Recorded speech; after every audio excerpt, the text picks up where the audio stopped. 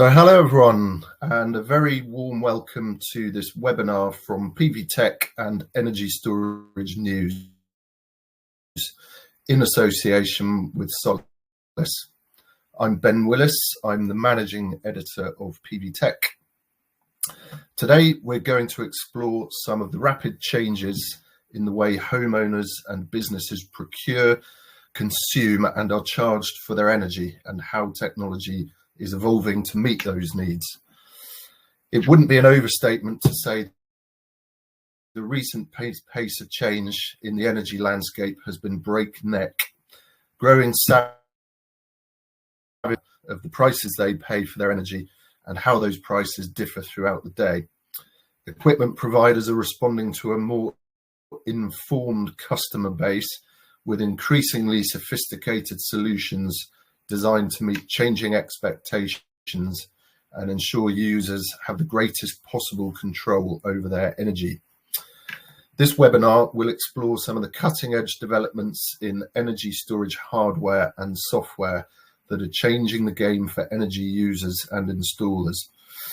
We'll hear about some of the latest advancements in Solace's products, such as how it is integrating energy prices into its monitoring platform to enable customers to optimize their storage systems in step with fluctuating energy prices throughout the day. To frame the discussion, we'll also be hearing from LCP Delta, who will give us some insights into recent market developments and how those are influencing decisions made by equipment providers such as Solace about how to fine-tune their products to best meet customer needs. We'll also be learning about how different countries are adapting to energy storage much faster than others, and how the adoption of new technologies is being driven by very different requirements and needs. To guide us through today's topic, I'd like to welcome our two speakers. And kicking us off today will be Niamh Paris, Associate Consultant in the Solar and Battery team at LCP Delta, who will be setting the scene with an overview of the European market as we head into 2025. Following Niamh, Travis Snyder, Product Manager for Europe at Solace, will discuss the recent advances in Solace's energy storage solutions and how those are catering to shifting market demands. After we've heard from them, we'll open the floor to questions from you, our audience. And as always, this interaction is really important to us and the webinar. So please put any questions you have for today's speakers in the questions tab on the right-hand side of your screen, and we will do our best to answer them in the Q&A session. But without any further ado, I'd like to hand over to our first speaker today, Niamh Paris from LCP Delta. So Niamh, over to you. Thank you. Thanks, Ben. Hi, everyone. I'm Niamh, and I'm delighted to share insights from LCP Delta on the solar and battery markets as we recap on 2024 and look ahead to 2025 and beyond.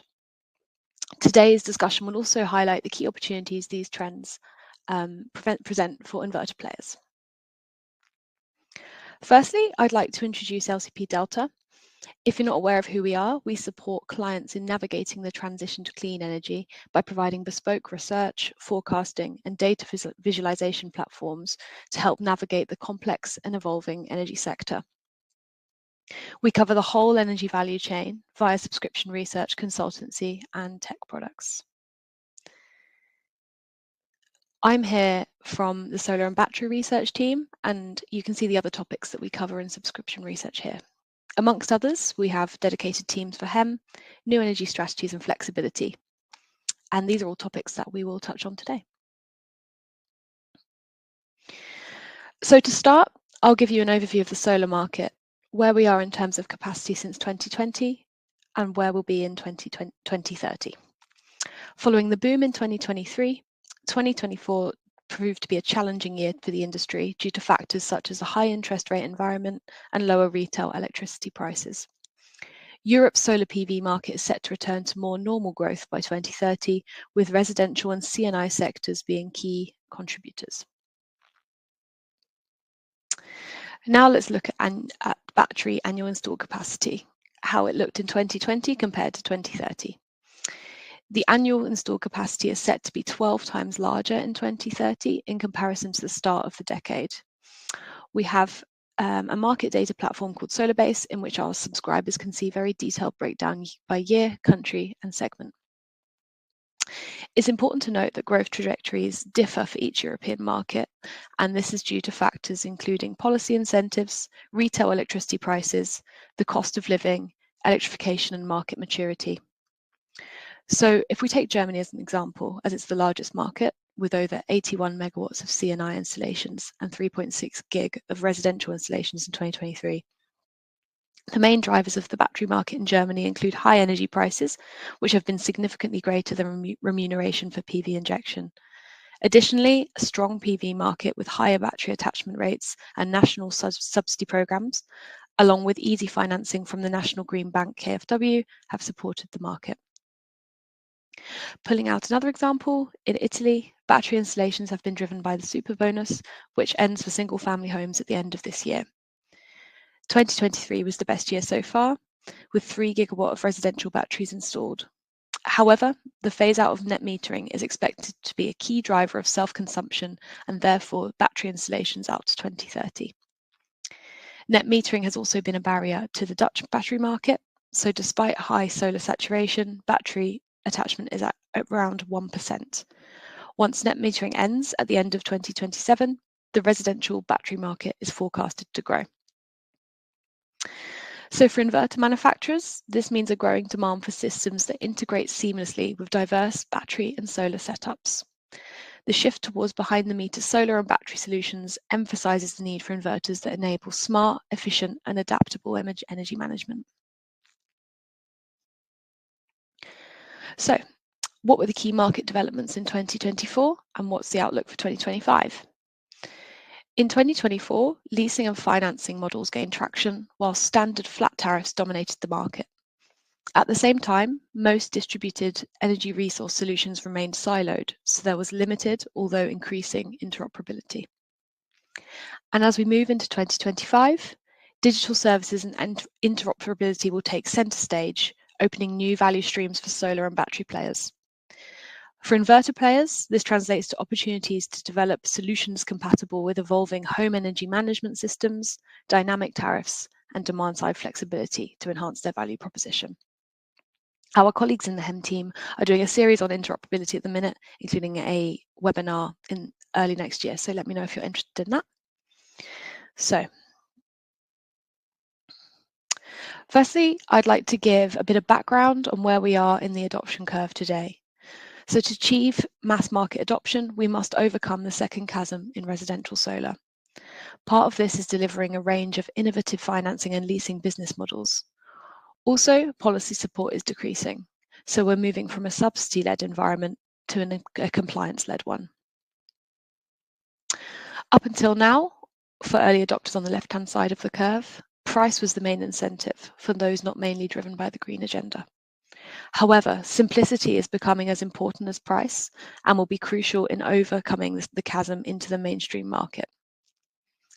For inverter manufacturers in particular, this involves enabling integration with other smart energy systems, supporting innovations like plug-and-play capabilities, scalability, and enhanced user experiences, on top of regulatory and DSO-imposed constraints like export limits, will be crucial in appealing to broader consumer segments.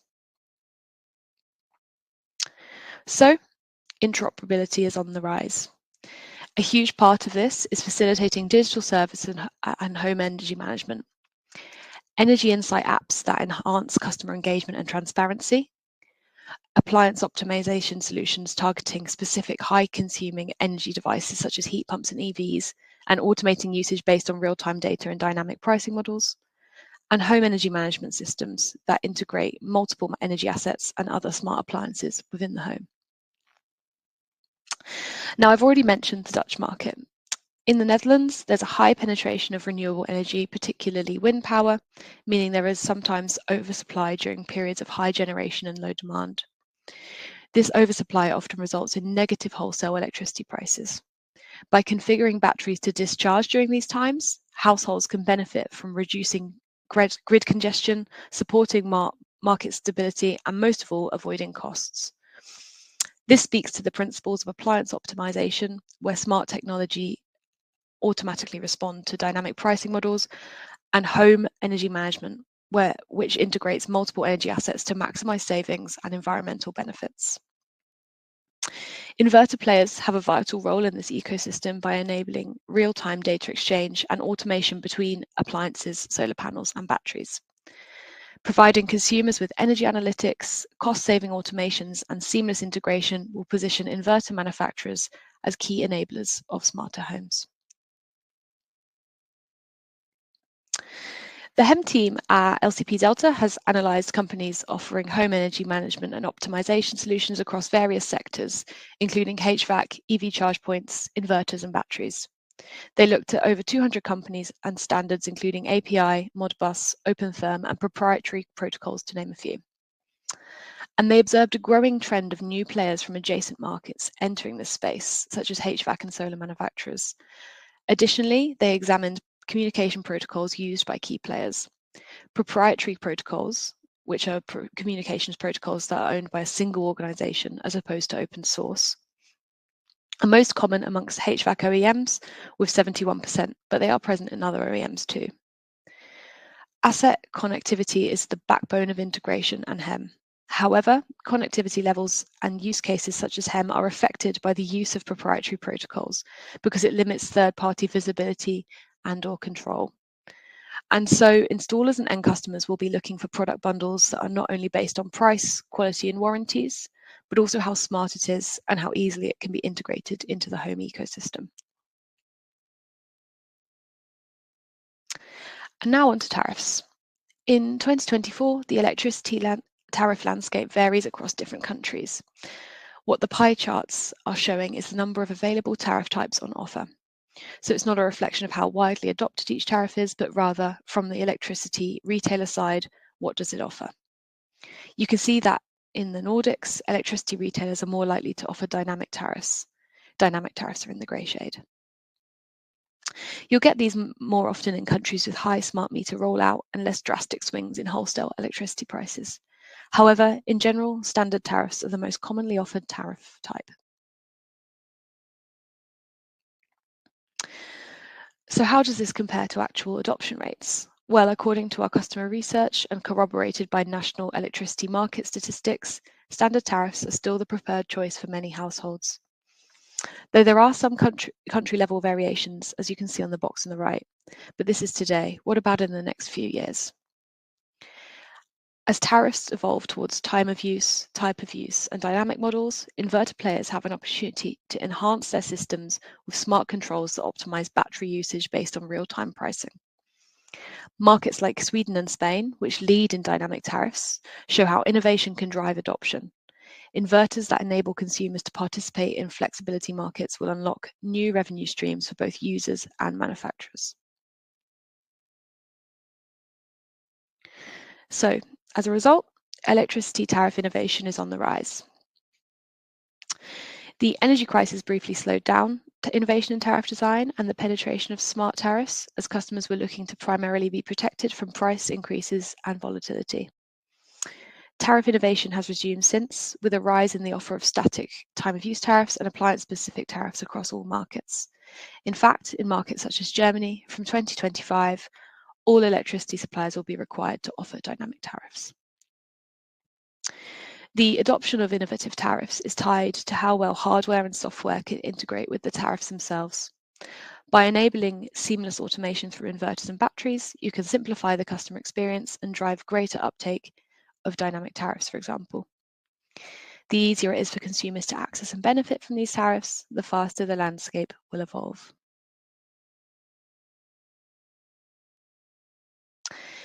Another key market enabler is the growing opportunities in the flex markets for households' assets to participate in.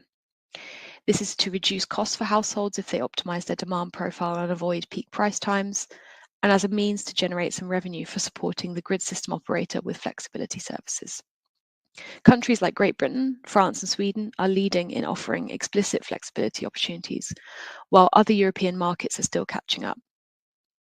For inverter and battery manufacturers, this trend highlights the importance of ensuring your products are capable of integrating with demand-side flexibility programs to unlock these benefits for consumers. Right, so just to wrap up my section, at LCP Delta, we talk a lot about the energy manager of the future. Different households are at different stages of their energy transition journey, with different needs, expectations, prior energy knowledge and ability, and different priorities, from being greener to reducing energy bills to some customers wanting a sense of control and minimizing volatility. And this calls for a new way of engaging and working in partnership with customers.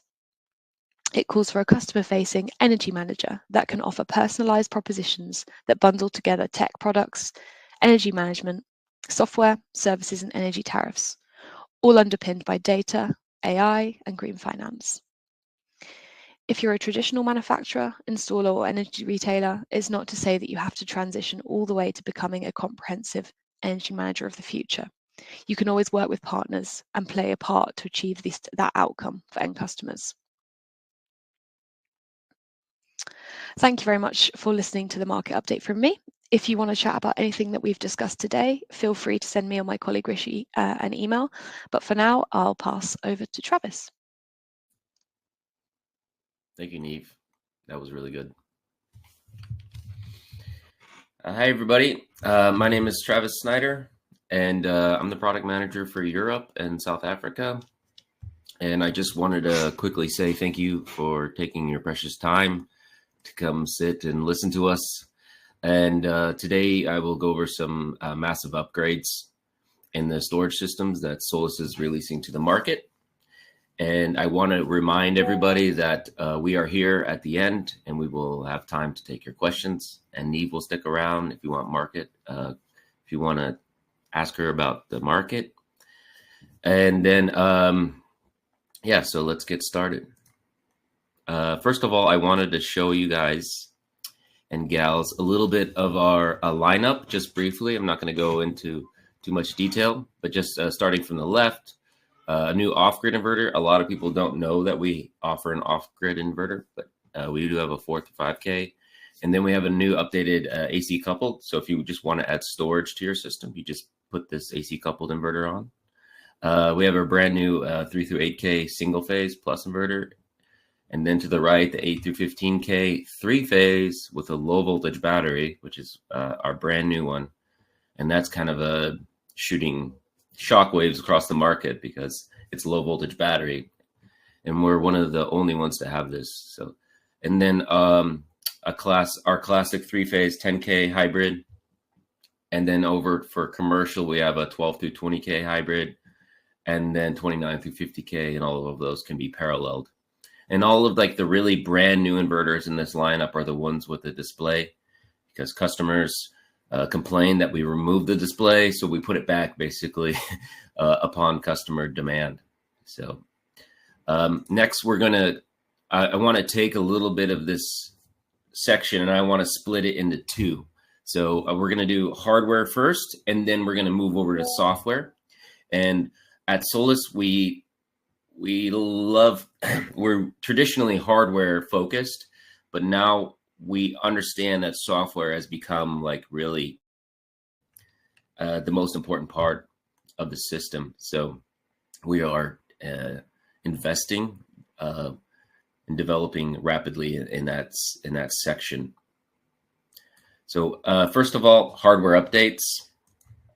And I want to go over a little bit about overload capabilities. If you are in an off-grid environment, for example, like Ukraine, or if you live out in the sticks up in Ireland, or even the UK, where the grid is unstable, or even now some grids are becoming even more stable around major metropolitans. So if you want to have this off-grid capability to give to your end users, this overload capability is extremely important. And let me explain why. Because if you go to an overload situation and you have like inductive loads or motors with like high inrush current, Sometimes that inrush current is 10x, 15x, even up to 60x in some transformers. So you'll get these situations where you'll turn on a load and you'll pop that inverter breaker, or the inverter will trip offline because you applied for too much current, and it couldn't provide it. So what we've done with all of our new inverters is we've scaled that up to 200%. So for example, on a 20K hybrid, you can push it at 40K for 10 seconds, which is a really neat feature. And for like the 50K, it has 160% at 2 seconds. So it's quite a bit of power that you can offer. And for installers, if you don't have this type of thing, then you're going to be looking at like major callbacks where the customer will be in that environment off grid, and they turn on something and they pop the breaker, or they can't get it online, or the inverter trips offline. And so they'll be, calling you in the middle of the night, please come help me re-energize my system, because most of the end users don't know how to re-energize the system after the inverter trips. So it's a very important feature to have on your inverters. So next up, I want to talk about unbalanced on the grid and backup port. So traditionally on the backup port, you have to be unbalanced, but now on all of our brand new inverters, we've added this hardware feature of unbalanced on the grid port. And this sounds kind of silly to some people, but like it's really quite important. And some utilities are actually starting to require this, or energy providers. And so what basically that means is, if you have a situation where you're pulling power from one phase, but you're a 3-phase system, you're pulling power from one phase, what the old systems will do was they'll add it up. They'll say, okay, you're pulling 6 kilowatts from phase 1, and then 1 kilowatt from phase 2, and 1 from phase 3. The inverter would add that up and then say, okay, that's 9. Say 2 on phase 1. So easy math, right? So 9 kilowatts total. It would divide it by 3, and then it would inject back to the grid 3 kilowatts. But that's unbalancing the grid. So what the grid providers are doing now is they're saying you need to have this feature on your device. And some don't require it now, but they will for the future. So we're kind of like future proofing our inverters right now to have this feature. And also the next thing up is we're increasing our single phase load. So say I have a 15 kilowatt, you see there, that's a 3-phase high voltage battery.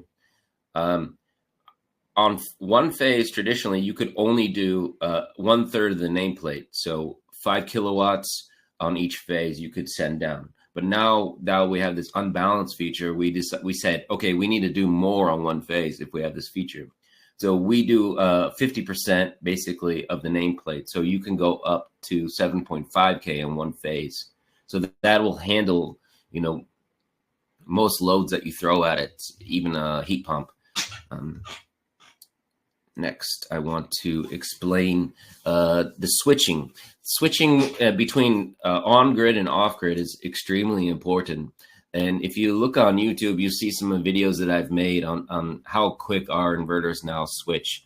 And on the bottom left, you could see the times. Most of them are at 10 milliseconds or below.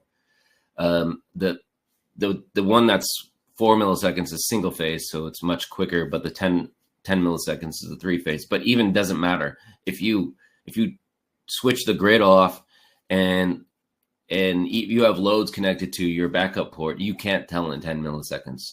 And almost any device won't flicker, it won't do anything, it won't shut off. So any device will be able to carry through on that. But yeah, go on YouTube. I have some videos, and you'll see you can't even tell that it switches over. And I connected an oscilloscope, and you really can't even see on the oscilloscope the trip. But the reason why it's important is because, say you have like devices that you have connected on your backup port, or I'll show you next. We have 2 backup ports now, but if you have a device there that's important to you, or you have, say, a data center backup or anything else, computers also, it can cause damage if you trip over.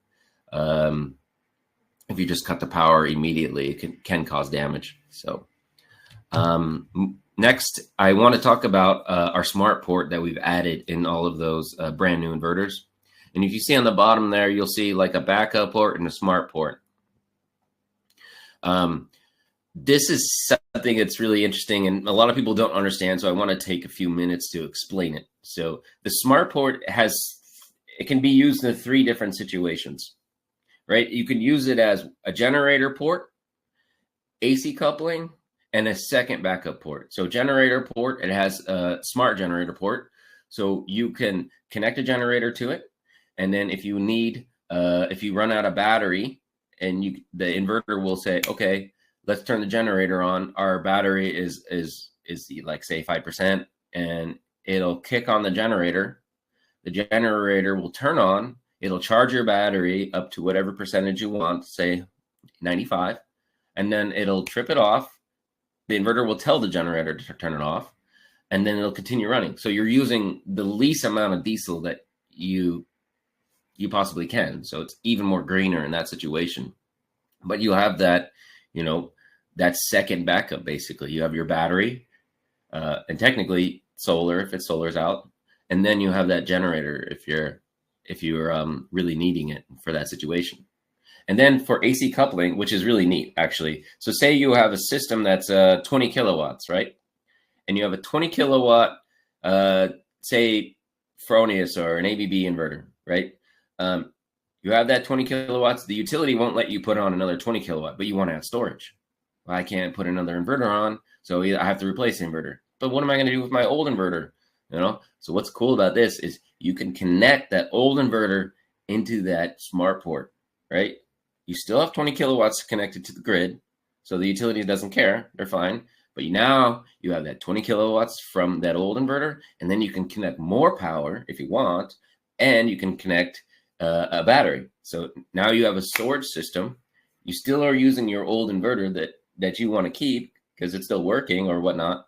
And then you have even more accessibility to put more PV on. So it's a really neat feature. So it has that AC coupling. And then the third feature, which is showing here on this slide, is it's got a second priority backup. So say what's cool about this is you have your priority backup, say your refrigerator, and then your lights, what I like to keep on. And then your other priority is on your second. So say what you can do is if your battery, you could set the settings, say when you hit 50% SOC, so state of charge on your battery, turn off that second priority port and then just keep the first priority port. So that's this new feature that we offer. Now we're going to get into the very exciting part of software. So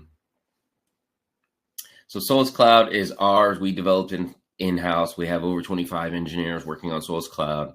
It had a rough start 5 years ago, but now I think it's one of the best. And I'm going to go over some updates, what we've kind of gone through. And so this is I want to take you historically through what we've done. So this was the starting point of Solus Cloud.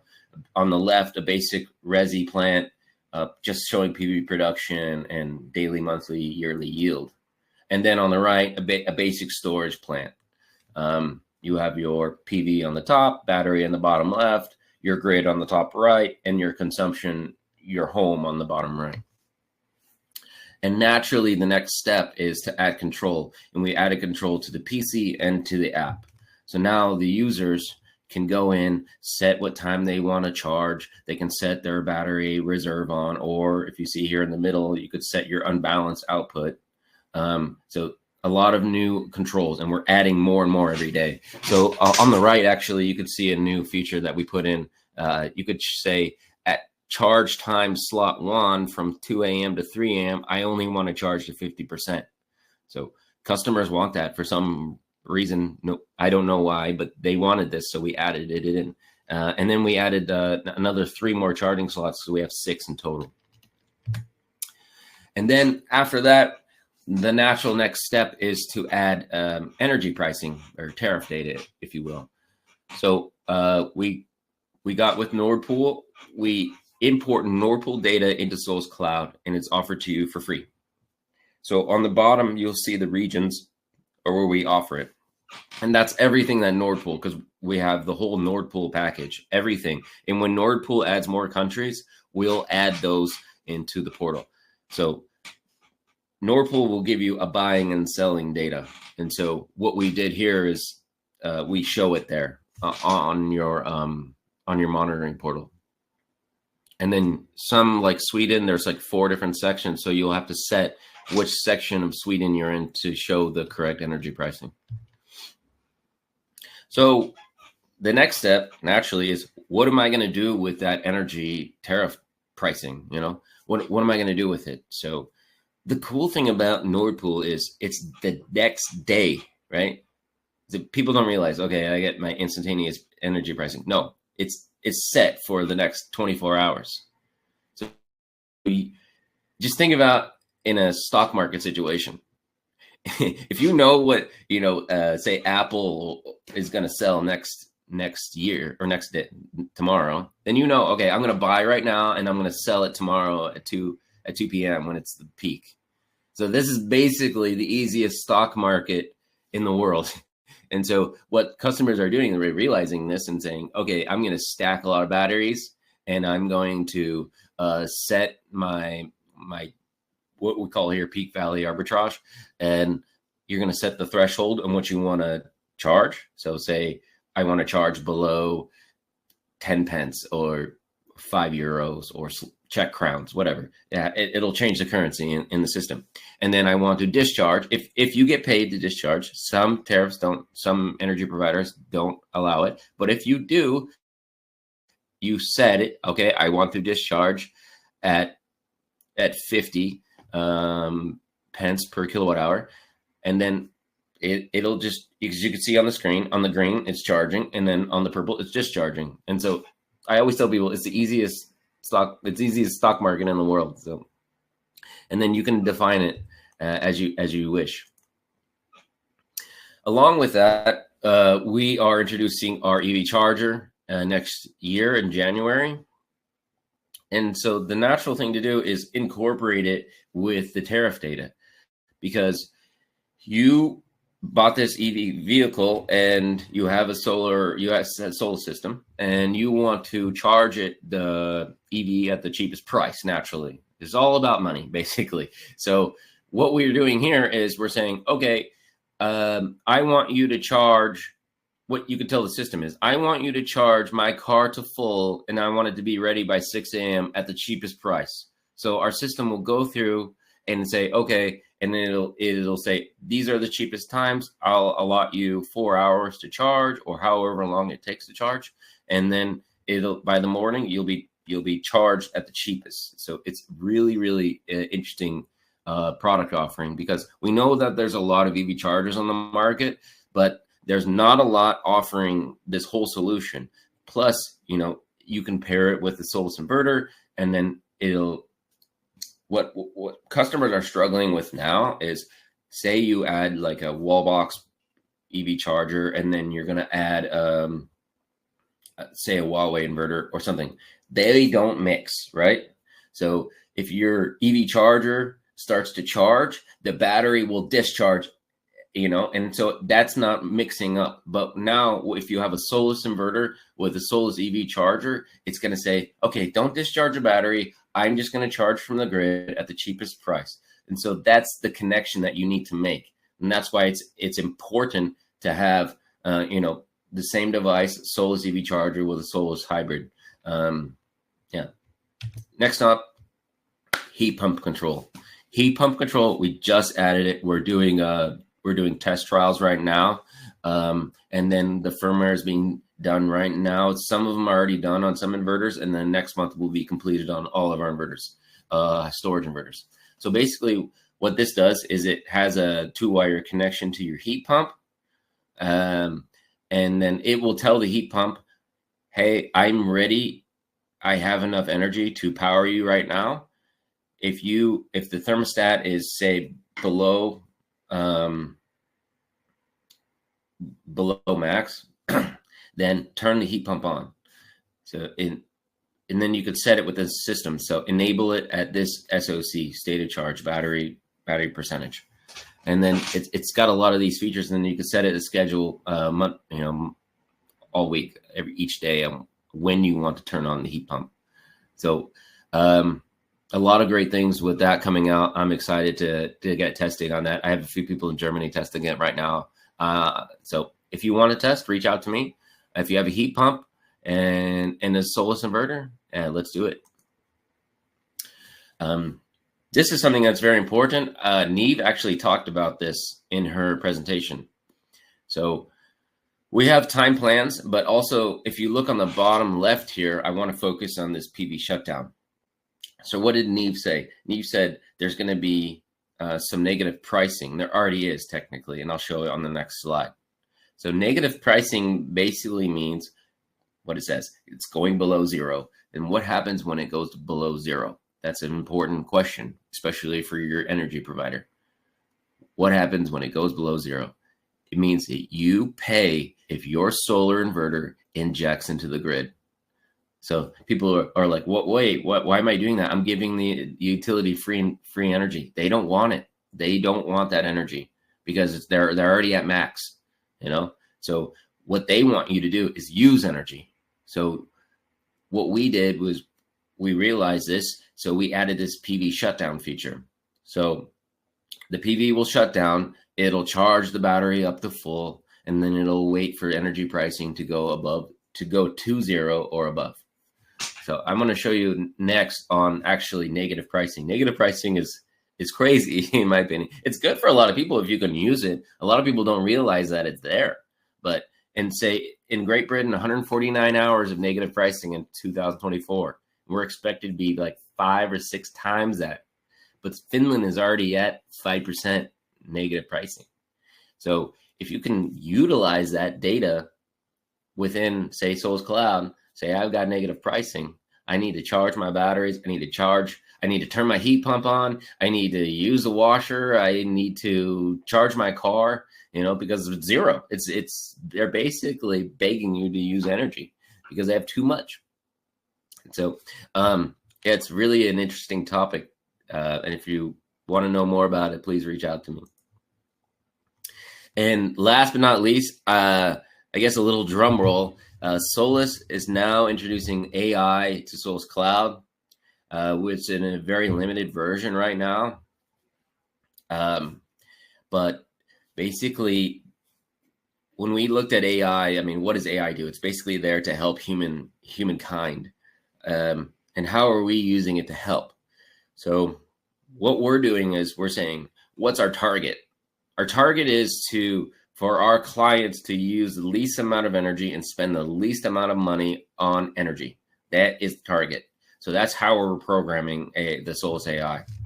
So, and then from there, what we do is we inject variables. We say, okay, I want to put in, usage pattern, dynamic pricing, the weather data for tomorrow, and then all of this stuff comes in, and also EV connection, heat pump connection, all of these things goes into the Solus AI. And then over time, it gets better. And then your energy usage. So the thing that I want to give to customers is saying, it's so confusing. I don't want to deal with it. It's too much, right? I just want them to go in and hit Solus AI, boom, turn it on. Okay, it'll take care of everything from there. That's the goal with the Solus AI. And I think, in March, we're going to do the optimization update. And I think it'll be over time, it'll get better and better and better. And as we understand how it works, because it's still in the infancy stage right now, but this is the thing that it's not going to be like the end all be all, but for the now, I believe that's pretty much what it's going to come to. And I'm so excited to bring it to you guys. If you want to do a test on it, also please reach out to me. I have a limited version available right now on Solus Cloud, and I can have you test it for sure. And then what's near and dear to my heart, because I'm the product manager and I'm in charge of people's privacy of your data, is I'm always, especially we're a Chinese company, eyes are on us all the time. We want to make sure that we're doing right by you guys. You know, we have a server in Germany. You can go to soulscloud.com, check the IP address and see where it's at. You can do it right now on your computers. It's in Germany near Frankfurt. Souls Cloud is GDPR compliant, and we have this certification that we went through. It took a long time to do, and we have to do an audit every year. And then we have to pay more every year to continue to have this certification through TÜV. So, and then we have Etsy, which is like a cybersecurity certificate. We have this, and then also the PTSI for the UK. We have that for cybersecurity. And then basically what that means is no default passwords. We have to have an added layer of cybersecurity. We have to have the ability for customers to be able to delete all of their data. So we have that. And also more so than that, all of our sales and service platforms, those you have the ability to wipe clean of all of your data, and we can give you your data. And so we are abiding by all the cybersecurity and GDPR rules. And I take it very personally to make sure, and that's done. And I am the GDPR representative for Europe, and we have one for the UK because you have to have them split. Anyways, thank you so much. We're going to go into questions now. Ben, can you come in? Sure. Yes, was just about to. Thank you very much, Travis, and also Neve. Some great insights there, loads to digest. So thank you both very much for offering those thoughts. So yeah, some questions. I guess to begin with for Neve, how inverter manufacturers can, I guess, effectively position themselves to enable integration with home energy management systems and dynamic tariffs. I mean, I think both your presentations highlighted the fact that that's going to be, you know, critical going forward with the way the market's going. So some thoughts on that, and whether there are any specific technologies or protocols that inverter manufacturers should focus on as the market evolves. Oh, that's a great question. Thank you very much. So I suppose that inverter manufacturers should focus on enhancing compatibility and data exchange capabilities most of all. So embracing open protocols like Modbus and supporting widely used standards like API integrations. That'll be crucial, so that systems can communicate with a diverse HEM solutions and other smart home devices. In addition to that, I would say features like real-time monitoring, automation, energy analytics also provide significant value to end users. I mentioned at the end of my section, but enabling consumers to optimize energy usage based on dynamic tariffs or participate in demand-side flex programs can also really differentiate a product. So, I mean, generally speaking, I'd say it's about making systems easy to integrate, scalable for future needs, and intuitive for consumers to use. Thank you. Brilliant. And again, inverter manufacturers and sort of adapting their products to take advantage of the growing adoption of dynamic tariffs and time of use models. Anything further to add on how best they can do that? Yeah, I mean, again, I would say focusing on smart control features that enable users to maximize savings and efficiency under dynamic tariff structures. As I mentioned, kind of integrating real-time energy analytics and automation capabilities to help users charge and discharge batteries or shift their usage to periods of lower rates. So that's about kind of enhancing the financial benefits of dynamic tariffs. And secondly, I'd say in markets like Germany, offering a dynamic tariff will soon be mandatory for an energy supplier. So manufacturers should ensure their systems can integrate with energy supplier platforms and HEM solutions, providing APIs or compatibility with platforms like smart meters or IoT to enable smart meters, will position inverters as central enablers of tariff optimization. Worth pointing out as well with Germany that it's got one of the lowest smart meter rollout rates in Europe. So increasing rollout will also be crucial in driving the adoption of dynamic tariffs. Great, thanks. Question here you might both want to have a go at, because I guess you've both got sort of perspectives on it, but the residential European markets, I mean, Neve, your presentation gave us some figures on this, I think, but which of the European markets do you think offer the most sort of untapped potential for inverter manufacturers over the next few years? And I guess, Travis, you probably have some views on that too, but maybe Neve first on that. I'll go first, but Travis, add anything you like. I mean, generally speaking, there's a lot of opportunity in Europe. So there's over 100 million single-family homes who we count as candidates for residential solar PV, and just under 17 million rooftop PV systems in Europe by the end of this year. So we've barely saturated the addressable market of Europe generally. One market to point out would be France. So solar PV and batteries are an untapped market in France. We think that only 6% of suitable homes have solar PV in France in 2024. They've obviously traditionally had very low and stable electricity prices, so the energy crisis was particularly scarring. So we expect the French solar PV and battery and annual installations to increase even this year, which I've mentioned has been a difficult year. Other markets, I would say the Spanish market is worth pointing out. They also have quite low saturation, I think around 8%, and we expect year-on-year growth from 2025 onwards. The main drivers in Spain being households hedging against electricity price uncertainty, and also increased access to financing and leasing models. And the rise of virtual battery tariffs in Spain also will attract more households to solar. And this is not a hot take, but Germany will continue to be the biggest market out to 2030, because even though they're such a huge market, we think that their saturation is only about 24% in 2024. So still plenty of opportunities in Germany, but that's never a surprising one. Travis, have you got any thoughts? Yeah, I do. I think right now, generally, I look at it a little bit different, but I also look back on your slides when you're saying a lot of countries are changing over to dynamic pricing, or they're adding, or they're required to have that, right? So when you start to add dynamic pricing, then that starts to enable more storage devices.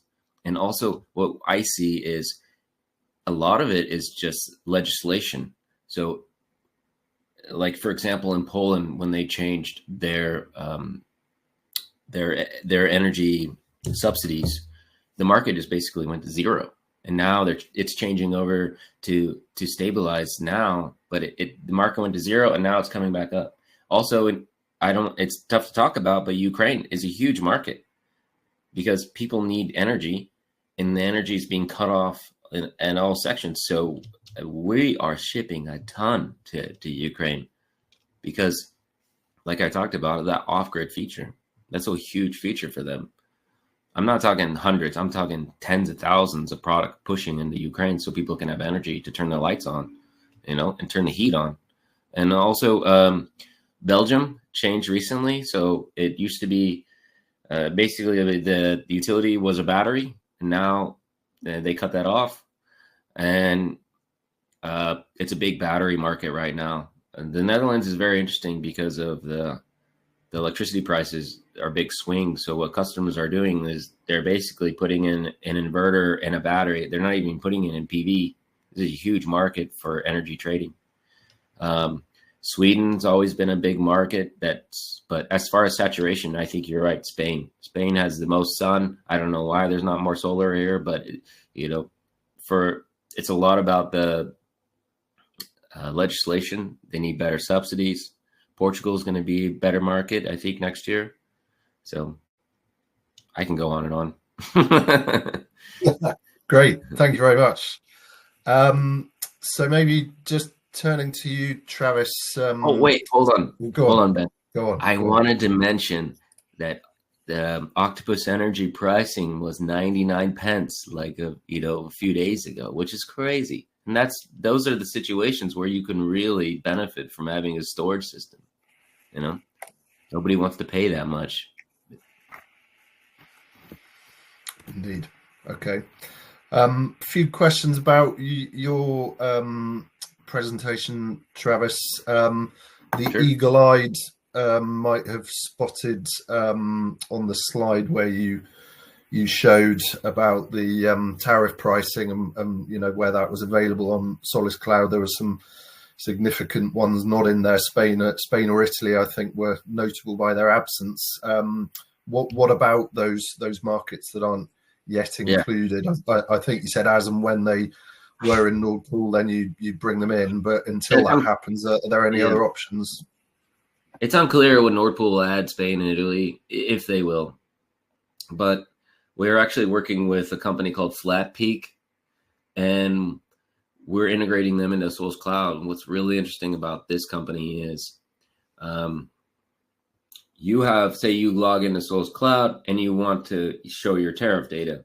Well, what they do is we'll have a pop-up window, and then you select your energy provider, like say it's EDF or Cepasa or Octopus Energy. And then you go into that, you put your login details in, it goes into your account, pulls the tariff data, and then displays it on Solis Cloud. And then that has your real tariff data. That's like not wholesale pricing, it's your real tariff data.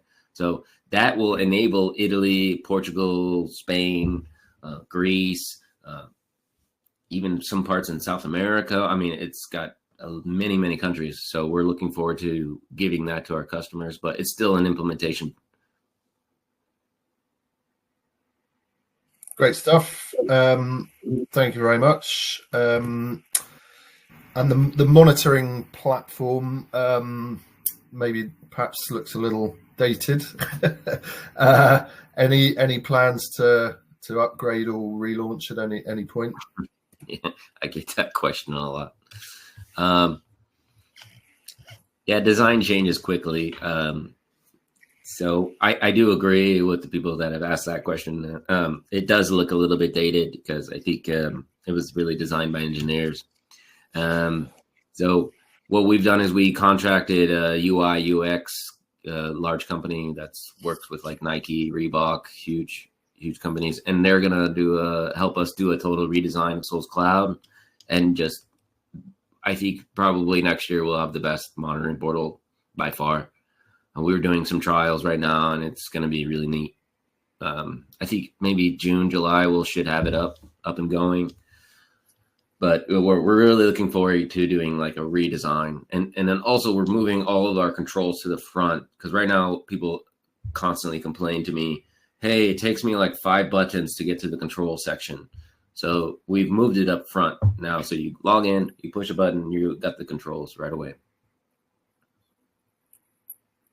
Great stuff. Thank you. A few questions coming here. One interesting one here about flexibility service aggregators. Not something I know a huge amount about, I have to say, but Travis, do you see a role for flexibility service aggregators to work with you on behalf of a pool of customers? Sure. Would there be a value in this role? Yeah, I see Mr. Dugan asked that. Absolutely. We already do that right now. So we do it in Australia. We do it in Ireland. We're doing it in the UK. We're going to be doing it more across Europe. So basically what that means is an aggregator is somebody that collects a bunch of devices, and then they're making decisions for either utility or for an energy provider to either charge, discharge batteries, turn off the inverters. That way you have a better, more stable grid. And so I see a huge role coming up, because we are not going to be the aggregator. there'll be somebody else above us or the utility. The utility is essentially the aggregator right now, but they're, if they don't have the capabilities, there'll be somebody in between the utility and us. So we're already doing it right now in Ireland with Evergen. So, and what you need to do that is a better API system, which we have right now. We just released our O authorization 2.0. So we just finished that in August. So now that's enabling this flexible service aggregation. So yeah, that I feel like that's almost the future.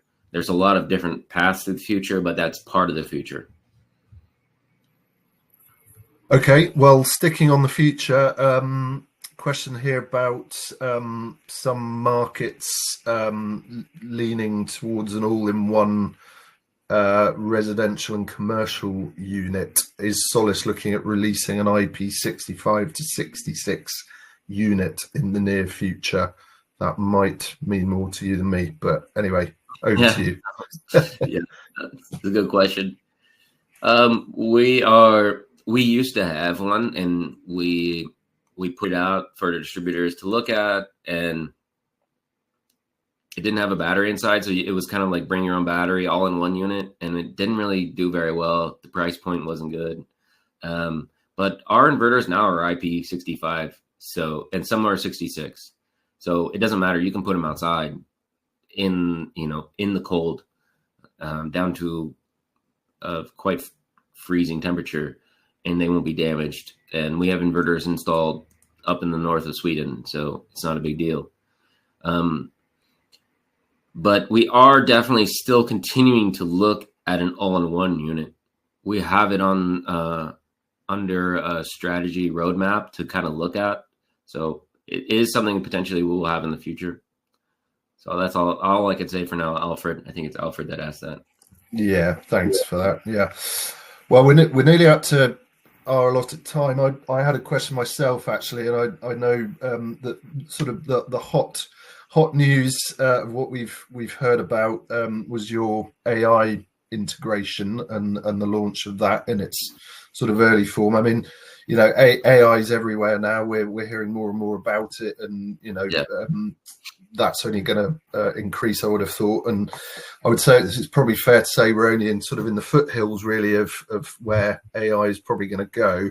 I wonder if you could just give us a little bit more of a flavour of the sort of AI aspect of what you've been talking about today, and also sort of crystal ball stuff, perhaps, but some thoughts on how you see AI further evolving and kind of revolutionizing, particularly the energy landscape as the technologies improve, and companies such as yours develop presumably ever more sort of sophisticated AI based systems.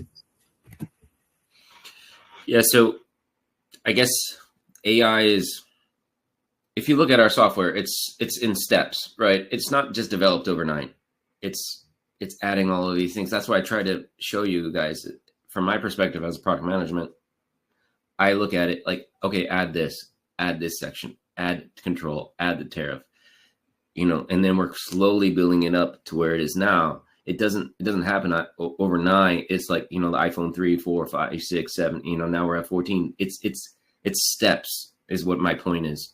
And so the way that I look at it is, as we add more steps for the AI to compile, it's like building AI. It takes time to even build the AI. So now we will add more steps, like, hey, what time do you get home? Or, hey, what time do you like to cook dinner? Or what kind of car do you have? Oh, you want to add another car. And then the AI will evolve as you evolve. And then as we put more inputs into the system, and then over time, it'll get better at what it's doing. So that's the way that I'm looking at it, how it will act, how it will react. And then also there's going to be some learning along the way. I've already heard of another competitor that has AI, and it's falling on its butt right now because it's doing some things that's making the battery shorten its life. So we want to be careful out of the gate. So we've always been a very conservative company where we're like, we'll try it on a small scale to see if it works, and then we'll scale it up. So that, because we don't want to damage people's equipment. We don't want to put them in a bad situation with their system, you know, and so we'd like to do things slowly and methodically. So that's my perspective. Fair enough. Sounds sensible. Yes. Good. Well, we are an hour in, so we're out of time.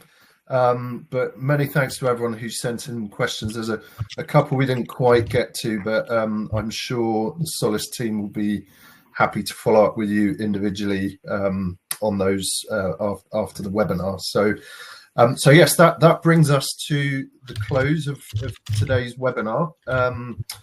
I hope you've all found it insightful and stimulating. I know I certainly have. A couple of really great presentations there and some good additional insights on the Q&A. So thank you very much.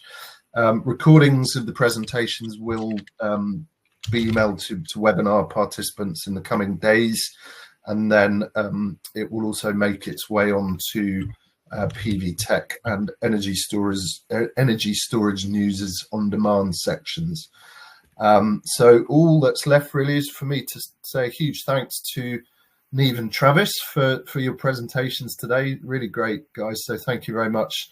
And of course, thanks to Solis for sponsoring this webinar. It's our final one of 2024. We've had a great program of webinars this year. And so thanks to everyone who's tuned into those over the past 12 months. We've heard some great presentations and hopefully played a small part in helping everyone navigate this dynamic and fast changing industry.